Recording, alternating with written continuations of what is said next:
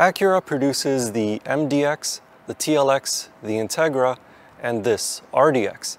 I have been fortunate enough to drive all of them in the past, except for the NSX, but it is no longer being produced in 2023. However, out of all the cars that Acura does make right now, is the RDX the best overall Acura that money can buy in 2023? Let's go for a drive and find out.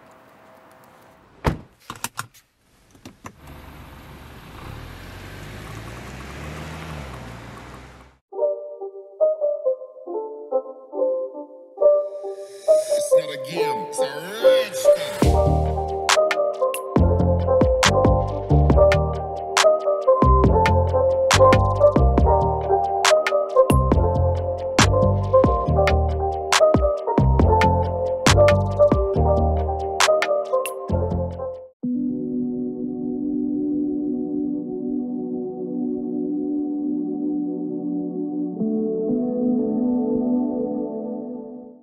Like many other crossover SUVs, the Acura RDX is powered by a 2-liter turbocharged 4-cylinder engine.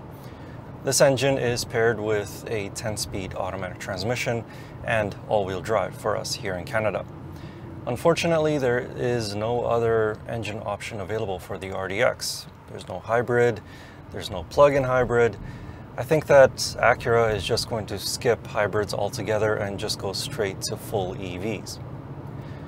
But in the meantime, this 2-liter turbo engine produces 272 horsepower and 280 pound-feet of torque. Once it gets into its sweet spot, which is just over 2,000 RPMs, it picks up right away and it just pulls hard right up to the almost 7,000 RPM red line.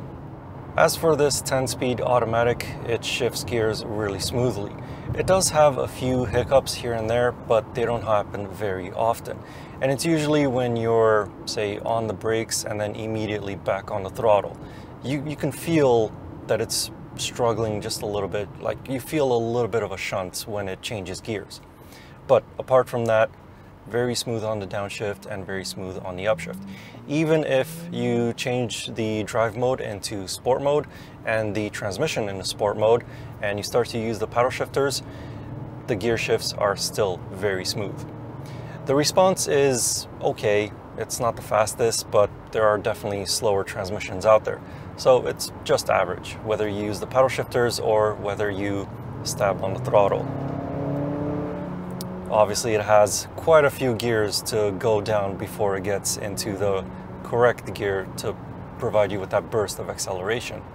And with this 10-speed automatic, the Acura RDX gets some pretty good fuel economy numbers on highways. It's rated for 9.1 liters per 100 kilometers, and it's pretty easy to reach that claimed fuel economy number. In a city though, things get a little bit different. It is rated for 11.3 liters per 100 kilometers. However, that is much more difficult to achieve. Realistically, during city driving, you're probably looking at closer to 13 liters per 100 kilometers. And that's why my current combined fuel economy number is 11.9 liters per 100 kilometers. Here in Canada, the Acura RDX is equipped with standard SH all-wheel drive, or super handling all-wheel drive. This system can not only transfer power between the front and the rear wheels, but also from side to side in the back. What that means is that it can send more torque to the outside rear wheel through a corner, which will help to rotate the SUV more quickly and allow you to exit a corner at greater speed. It is a really impressive system. Stopping the RDX is an easy task thanks to the firm feeling brake pedal. The brakes may feel a little bit grabby to some when they're cold, but after a few brake applications, the discs warm up and you'll have an easier and smoother time slowing down.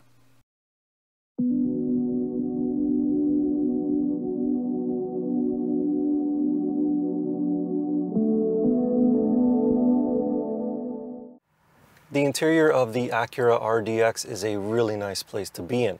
Of course, being a premium/luxury vehicle, it does use quite a lot of nice materials. But there are a few that I'm not a fan of. But with the good stuff first, the seats, they are lined in leather as well as ultra suede. And this ultra suede that's down the center does a really good job of keeping you in the seat, so you're not sliding around on the leather. There is leather on the floating center console. There's quite a bit of padding on top of this leather on the center armrest as well as the door panels. And there's more ultra suede on the door panels as well as the dashboard. I also really love this steering wheel. It's contoured very well to my hands. And yes, it does have a flat bottom, which I know some people may not be a fan of, but I think it's just perfect. One thing that I don't like about this interior has to do with the gloss black. It's right here on the center console, and although there's only 1, 2, 3 buttons that are actually in gloss black, the rest are all flat plastic. So at least this shouldn't get scratched up really badly as in some other crossover SUVs, but dust and fingerprints will still be easily visible. In terms of space in the Acura RDX, for my above average height of 6'4", I have plenty of it. More than enough legroom and more than enough headroom. Mind you, this seat is in its lowest position, but I still have good visibility out the front, out the side, and even out the back. Now, let's go check out the back seats. Back here, there is a good amount of space for somebody as tall as myself sitting behind my tall, again, 6'4" driving position. My knees are just barely touching the back of the front seat, but they don't feel squished in any way.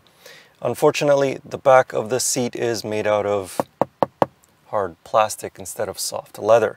So if the driver decides to brake really hard, then your knees are getting squished into this hard plastic. Headroom though is not the greatest. You do sit higher up in these back seats, and my hair is brushing up against the sunroof mechanism. So I do have to slouch down just a little bit so that my hair doesn't touch. And unfortunately, these seats do not recline like in some other crossover SUVs. But all in all, pretty decent amount of space. You even get a flat floor, so anybody sitting in the center, they don't have to spread their legs. These outboard seats are heated. There's 2 USB-C ports, and the cup holders are right here in the center armrest, like how they are in many other crossover SUVs. Cargo capacity in the trunk is larger than that of the German rivals at 835 liters with the rear seats up and 1,668 liters with the rear seats folded. You also get a little bit of storage underneath the floor. On the move, the Acura RDX has a solid build feel. Nothing in the cabin rattles or squeaks when driving over rougher roads. Noises from the outside are relatively well subdued, but the engine noise can become intrusive once you take the RPMs past 2,500. Unfortunately, this is probably one of the worst sounding engines among its competitors.